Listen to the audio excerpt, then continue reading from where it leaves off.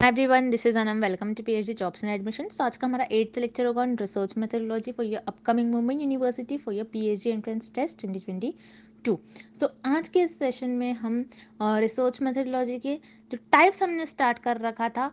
Research methodology के types of research पर हमने कुछ इंपॉर्टेंट एमसीक्यूज डिस्कस कर लिया। काफ़ी सारे टाइप्स ऑफ रिसर्च मैंने प्रीवियस सेशन में कवर कर रखा था और आज के इस सेशन का हमारा ये लास्ट सेशन होगा टाइप्स ऑफ रिसर्च का, which is correlational research. Important topic है। इस टॉपिक से आपको एग्जामिनेशन में कंपलसरी 2 to 3 क्वेश्चंस देखने मिल जाते हैं। अच्छी तरीके से आपको वीडियो देख लेना है, सारे एमसीक्यूज को आपको सॉल्व कर लेना है। अब मैं आपको बता दूं, एमयूपेट के लिए आपको, अगर आप पीएचडी एंट्रेंस टेस्ट इस यूनिवर्सिटी में प्रिपेयर कर रहे हो तो उसके लिए आपको एप्लीकेशन फॉर्म फिलअप करना होता है, जिसके लिए लास्ट डेट है आपकी 12 अगस्त 2022। उससे पहले पहले आपको एप्लीकेशन फॉर्म फिलअप कर देना ही है।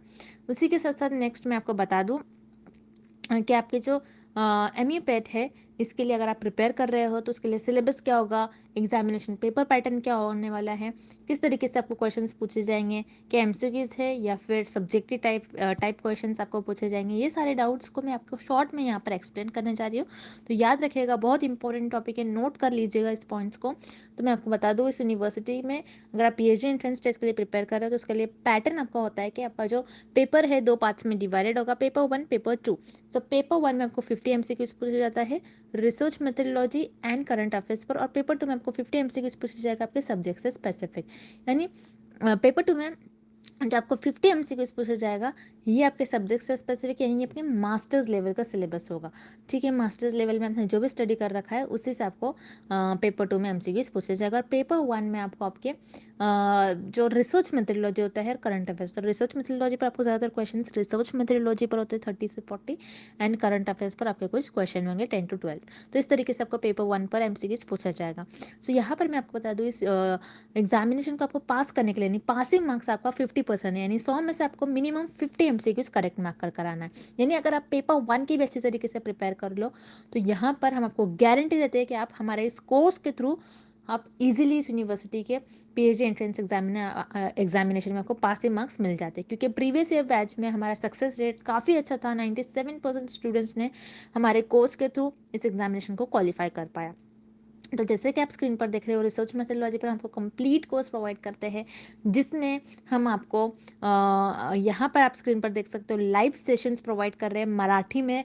आपको रिसर्च मेथोडोलॉजी पर देखने मिलेंगे, करंट अफेयर्स पर भी आपको सारे हमारे वीडियो लेक्चर्स मिलेंगे, नोट्स मिलेंगे, मॉक टेस्ट देखने मिलेंगे। सारे आपके जो research methodology and current affairs दोनों पर हम आपको सारी चीज़ें प्रोवाइड करते हैं। हमारे लाइव सेशंस भी होते हैं मराठी में। तो जैसे कि आप देख रहे हो, काफ़ी कम प्राइस में काफ़ी सारा स्टडी मटेरियल आपको एक ही जगह पर देखने मिलेगा। 100% गारंटी वाला कोर्स है, हमारे ही कोर्स से क्वेश्चंस पूछे जाएंगे और आपको हम इतना इतना प्रिपेयर करवा देते हैं कि आप पास हो जाओ, आप पासिंग मार्क्स स्कोर करो। तो आपको ज़्यादा टाइम वेस्ट नहीं करते हुए हमारे इस कोर्स को परचेस करना है। परचेस करने के लिए स्क्रीन पर जो आपको नंबर नजर आ रहा है उस पर व्हाट्सएप के थ्रू हमें कॉन्टैक्ट करना है। नॉर्मल कॉलेज नंबर पर नहीं लगेगा, और आप हमारे ऐप के थ्रू भी स्टडी मटेरियल को एक्सेस कर सकते हैं, जिसके लिए लिंक मैंने आपके साथ नीचे comment section as well as description box में भी शेयर कर रखी है। So that's it and let's begin with the video. जैसे कि मैंने आपको प्रीवियस स्लाइड में बता दिया कि हमारे कोर्स से रिलेटेड, सो यहाँ पर हम शॉर्ट में मैं आपको डिटेल में बता दूँ। जैसे कि मैंने आपको बता दिया, रिसर्च मेथोडोलॉजी पर हम आपको कंप्लीट कोर्स प्रोवाइड करते हैं, जैसे वीडियो लेक्चर्स है, थ्योरी और एमसीक्यूज दोनों वीडियो लेक्चर्स हम आपको प्रोवाइड करते हैं। थ्योरी से आपके कॉन्सेप्ट्स को हम बिल्ड करवाते हैं, और उसी के साथ साथ एमसीक्यूज से हम आपको सारे ट्रिक्स बताते हैं कि आपको किस तरीके से ट्रिक्स यूज़ कर एमसीक्यूज को सॉल्व करना है। नोट्स काफ़ी सिंपल लैंग्वेज में नोट्स है। नोट्स में हमने ऐसे पॉइंट्स भी कवर कर रखे हैं जो कि आपके इंटरव्यू में आपके लिए बहुत हेल्पफुल होंगे। उसी के साथ साथ मॉक टेस्ट से आपकी प्रैक्टिस होती रहती है, आपको पता लगता है कि आपकी कितनी प्रिपरेशंस हुई हैं, कितनी और आपकी प्रिपरेशंस बाकी हैं। And 1500 plus MCQs revision PDF, जिसमें इस पीडीएफ में हमने 1500 से भी ज़्यादा इंपॉर्टेंट एमसीक्यूज कवर कर रखे जो कि सेंट्रल और गवर्नमेंट यूनिवर्सिटी में पूछे ही गए थे। तो आपको ज़्यादा से ज़्यादा हमारे इस कंटेंट से ही क्वेश्चंस पूछे जाएंगे। जैसे कि मैंने आपको बता दिया, 100% गारंटी के साथ कंटेंट हम आपको प्रोवाइड करते हैं। सो आपको सारी आपकी पास करने की रिस्पॉन्सिबिलिटी हमारी होती है। तो आपको ज़्यादा टाइम वेस्ट नहीं करते हुए आपकी प्रिपरेशंस को स्टार्ट करनी है। स्क्रीन पर दिए गए नंबर पर आपको व्हाट्सएप के थ्रू हमें कॉन्टैक्ट करना है। नॉर्मल कॉल्स नंबर पर नहीं लगेगा, याद रखिएगा, व्हाट्सएप के थ्रू हमें कॉन्टैक्ट करना है। और आप हमारे ऐप के थ्रू भी स्टडी मटेरियल को एक्सेस कर सकते हो। सो ऐप को एक्सेस करने की लिंक मैंने आपके साथ comment section as well as description box में भी प्रोवाइड कर रखी है, जिससे कि आप 1 क्लिक में ही वहाँ से हमारे ऐप के पर 1 क्लिक पर से ही हमारे स्टडी मटेरियल को एक्सेस कर पाओगे। So that's it and let's begin with the video. Correlational research is to, so students, इस क्वेश्चन में हमें फाइंड आउट करना है कोरिलेशनल रिसर्च का एम क्या होता है। So let's look at option A. to solve a specific problem. So here option A is incorrect because in applied research में हम कोई प्रैक्टिकल प्रॉब्लम को सॉल्व करते हैं और you can say specific problem को सॉल्व करते हैं, ना कि in correlational research. That's why here option A is incorrect. Then option B describe the current status of phenomena. So again here option B is incorrect because in descriptive research में हम कोई भी phenomena topic के current status को describe करते हैं, ना कि in correlational research. That's why here option B is incorrect. Then we have option C to assess relationships between the variables. So here yes, option C is correct because correlational research का aim होता है कि कोई variables के बीच का relation find out करें. So here remember students, यहाँ पर आप name में meaning देख रहे हो. correlational means कोई variables के बीच का relation. Okay, so yes, जैसे फॉर एग्जाम्पल रिसर्चर को कोई वेरिएबल्स के बीच का रिलेशन फाइंड आउट करना है. सो यहाँ पर रिसर्चर क्या करेंगे, कोई भी पास्ट डेटा जो होता है और you can say existing data जो होगा उस डेटा को रिसर्चर ऑब्जर्व करेंगे with the help of statistical tool. Okay, so यहाँ पर रिसर्चर के पास ऑलरेडी डेटा होगा और उस डेटा को रिसर्चर स्टैटिस्टिकल टूल मीन्स जो मैथमेटिक्स टूल से रिलेटेड होगा, जैसे ग्राफ्स और यू कैन से चार्ट्स के थ्रू. तो यहाँ पर रिसर्चर के पास मान लो एक डेटा है जो एक्सरसाइज, यहाँ पर एक वन वेरिएबल है जो एक्सरसाइज है and the second variable is calories burn. Okay, ये सेकेंड वेरिएबल होगा. सो रिसर्चर के पास ये दो वेरिएबल्स है. सो रिसर्चर ने ये दो वेरिएबल्स और यहाँ पर जो डेटा था दो वेरिएबल्स का, यहाँ पर रिसर्चर ने उस डेटा को ऑब्जर्व किया, एनालाइज किया और रिसर्चर ने ये देखा with the help of statistical tool. Researcher ने ये पाया कि यहाँ पर जो लोग एक्सरसाइज ज्यादा कर रहे थे उनमें, और this indicate calories burn. Okay, so जो लोग एक्सरसाइज ज्यादा कर रहे थे उनकी कैलोरीज भी ज्यादा बर्न हो रही है.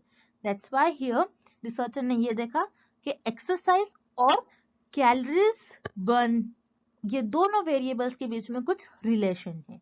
Okay, that's why here correlational research का एम ये होता है कि कोई वेरिएबल्स के बीच का रिलेशन फाइंड आउट करे.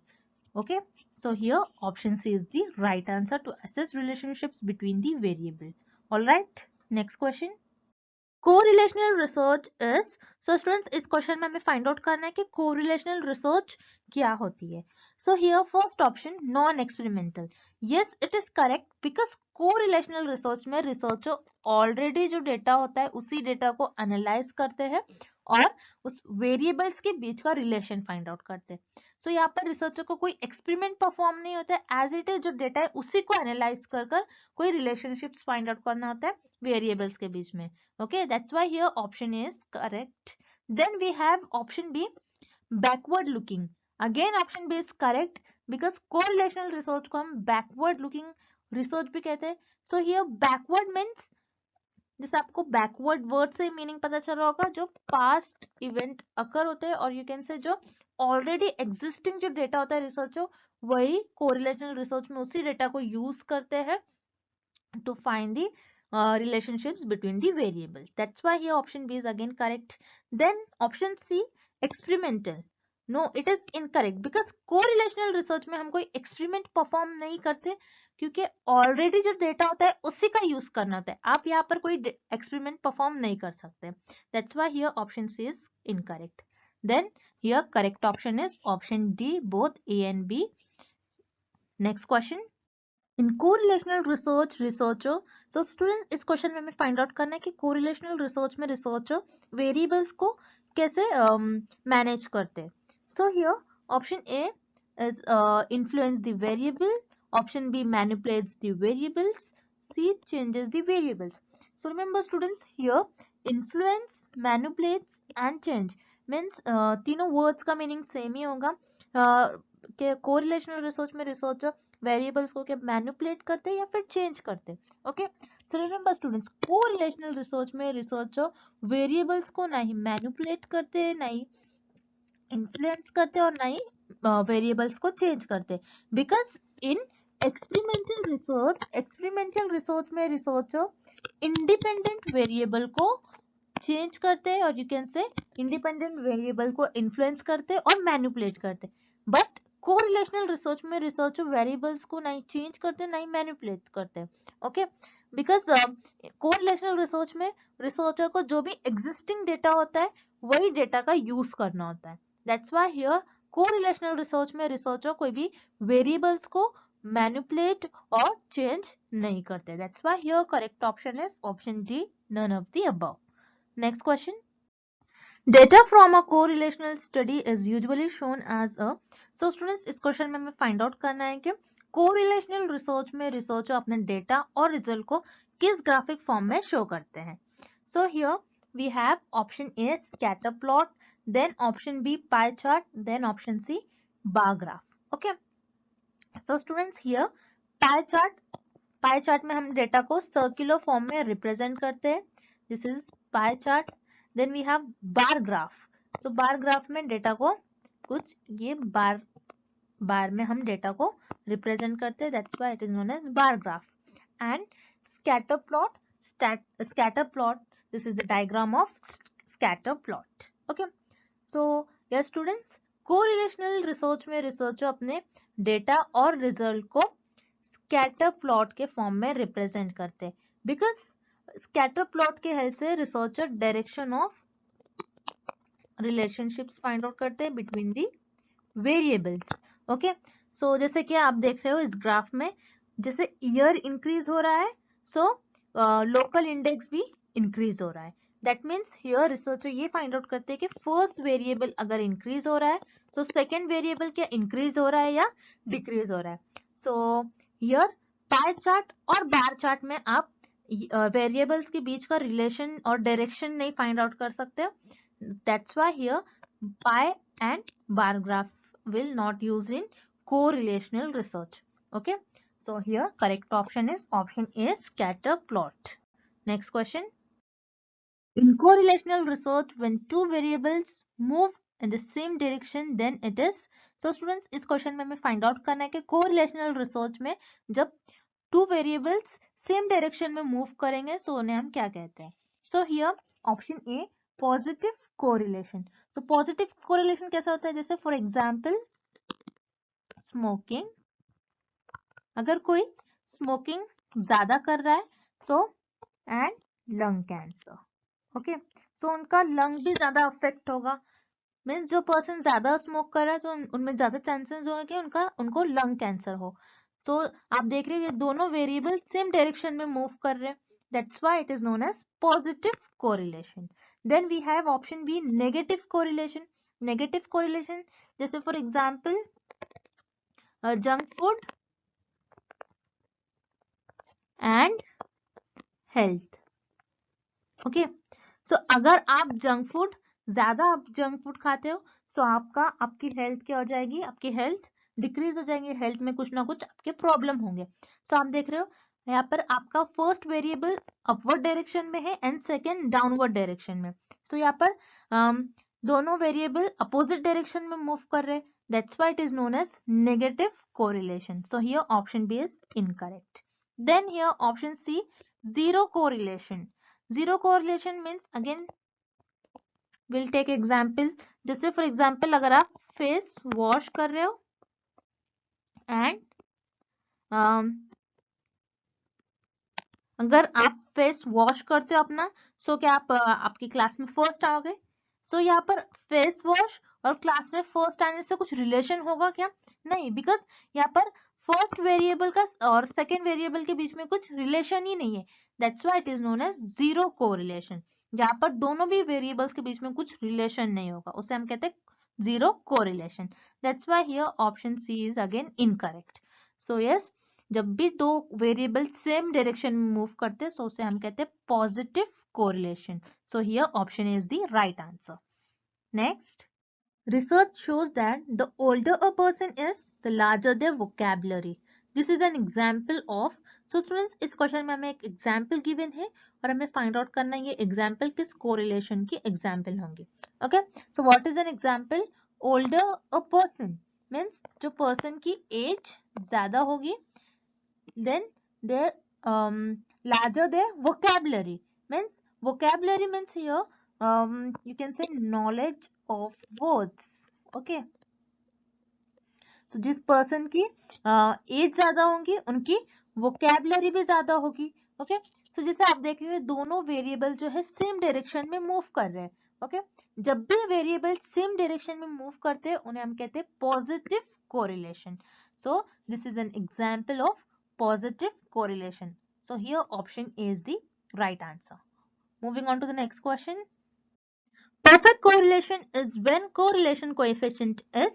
So students, इस क्वेश्चन में हमें फाइंड आउट करना है correlation coefficient की वैल्यू क्या होगी जब हम उसे perfect correlation कहेंगे. तो यहाँ पर perfect correlation coefficient word is new for you. So correlation coefficient ऐसा coefficient होता है जो मेजर करता है strength of relationships को. Okay, strength of relationships between the variables means variables कितने strongly relate कर रहे हैं. So इस coefficient की value -1 से +1 के बीच में lie करती है.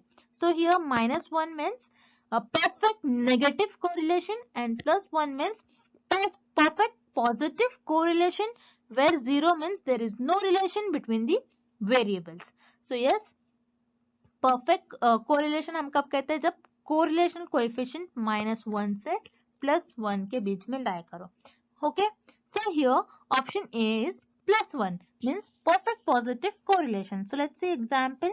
जैसे कोई पार्टी को वोट ज्यादा मिले हैं, सो उस पार्टी को विनर होना ही है और वो पार्टी विनर होगी.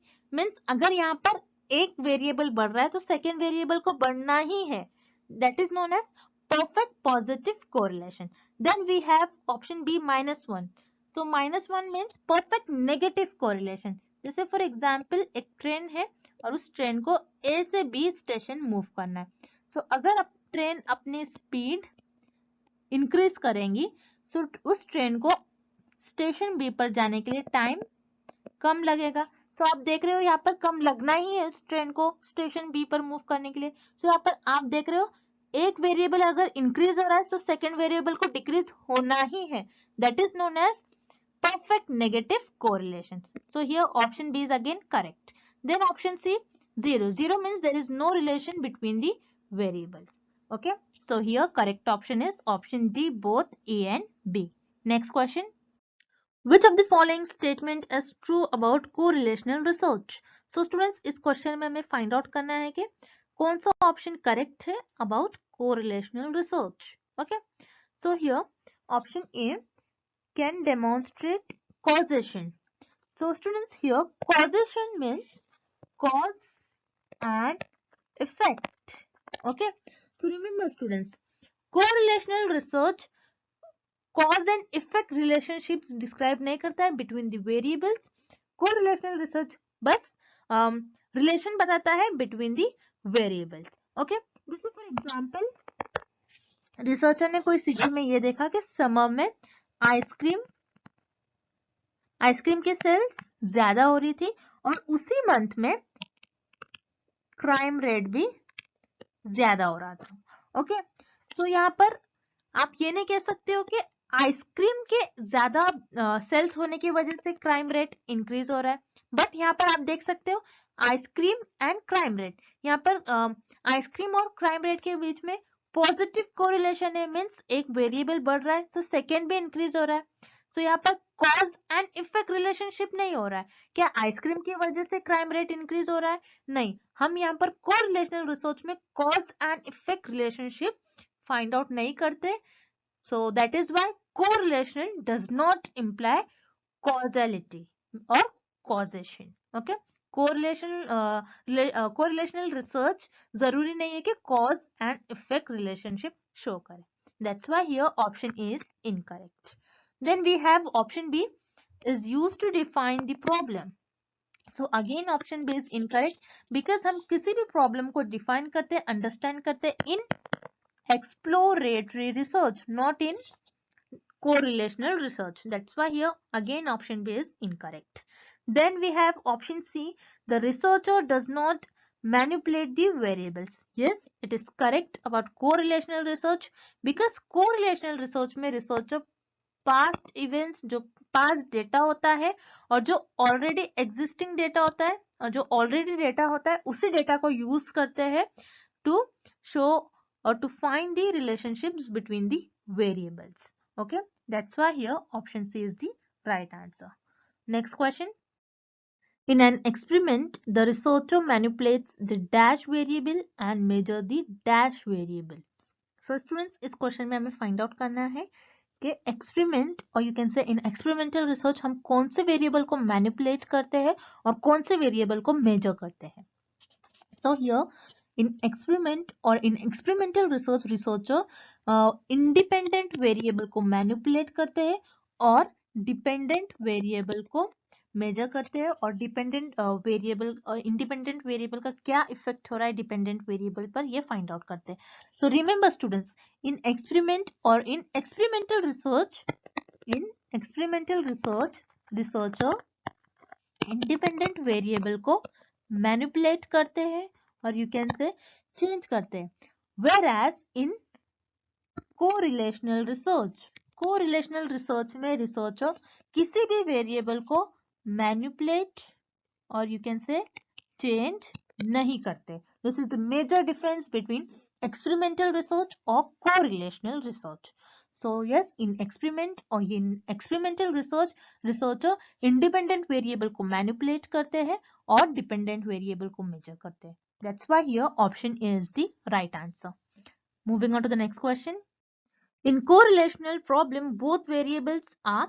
So students, इस question में हमें find out करना है correlation research में जो दोनों भी variables होते हैं वो कैसे होते हैं. So let's see option A equal. No, it is incorrect because correlational research में variables equal हो ये जरूरी नहीं है. It is not necessary. That's why here option A is incorrect. Then option B unknown. Again here option B is incorrect because correlational research में already हमारे पास data present होता है. That's why here option B is incorrect.